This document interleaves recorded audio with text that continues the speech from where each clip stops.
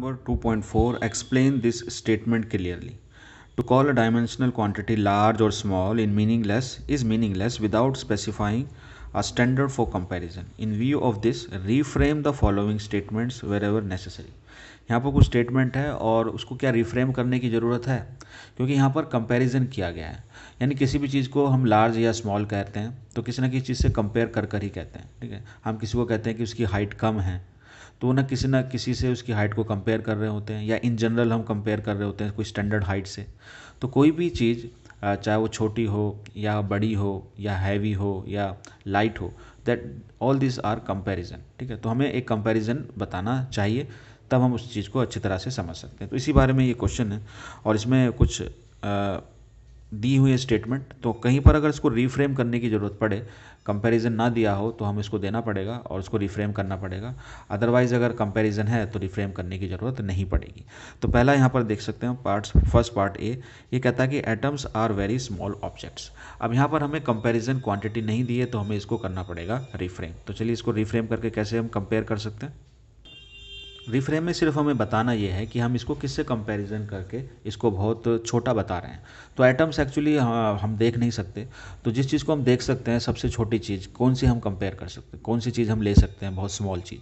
तो हम ले सकते हैं, मान लीजिए कोई पिन है, उसका टिप ऑफ अ पिन का टिप हमारे लिए बहुत छोटा होता है, तो उसके कंपैरिजन में हम कहेंगे कि एटम जो है वो बहुत ही स्मॉल ऑब्जेक्ट्स है। तो हम इसको रिफ्रेम कर इस तरह लिख सकते हैं, atoms are very small objects as compare to tip of pen. या हमें कंपैरिजन के लिए अगर कुछ देना है तो हम टिप ऑफ पिन लिख सकते हैं। द सेकेंड बी स्टेटमेंट है, a jet plane moves with great speed. तो इसको भी हमें रिफ्रेम करने की ज़रूरत है और हमें यहाँ पर नहीं दिया हुआ है इसका रेफरेंस। तो क्या रिफ्रेम में लिख सकते हैं, किससे कंपैरिजन करेंगे, सिर्फ मैं वो वर्ड बता दूंगा कि ग्रेट स्पीड है जेट प्लेन की। यस, बहुत स्पीड हम बोलते हैं कि ज़्यादा होती है, लेकिन हम उस टाइम किससे कंपेयर कर रहे होते हैं। तो जनरली हम जो देखते हैं, जैसे कि हम रोड पर चलने वाली चीज़ें हैं, तो सबसे ज़्यादा फास्ट क्या हो सकती है, एक सुपर फास्ट ट्रेन। तो सुपर फास्ट ट्रेन से अगर हम कंपेयर करें तो तब हम ये कहते हैं, या हम जनरली इससे कंपेयर कर जेट प्लेन की या एरोप्लेन की स्पीड को बहुत ज़्यादा बताते हैं। तो इसको रिफ्रेम में हम एक कंपैरिजन देंगे and that can be a super fast train. Next है part C, the mass of Jupiter is very large. Again यहाँ पर हमने लार्ज बताया लेकिन कंपैरिजन नहीं दिया है, तो रिफ्रेम करना होगा इसको। एंड क्या आप सोच सकते हैं रिफ्रेम में आप भी कुछ अलग एग्जाम्पल दे सकते हैं, मेरे एग्जाम्पल से अलग हो सकता है वो।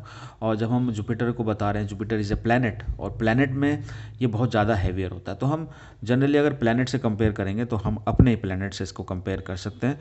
तो इन कंपैरिजन हम किसका कर सकते हैं, in comparison of earth, in comparison of earth.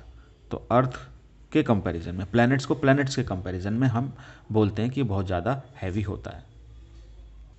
Next part है D, the air inside this room contains a large number of molecules. तो बहुत लार्ज है लेकिन किसके कंपैरिजन में, again we need to reframe this.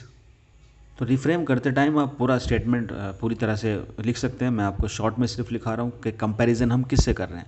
तो मॉलिक्यूल्स बहुत छोटे होते हैं, तो कंपेयर हम कब कर रहे हैं, किसके कंपैरिजन में। हम ये फीलिंग आप फील कर सकते हैं कि एक रूम में बहुत सारे मॉलिक्यूल्स हैं, बहुत लार्ज नंबर ऑफ मॉलिक्यूल्स होते हैं, लेकिन हम जनरली उसको कंपेयर करते हैं मोल के साथ। हाँ, इन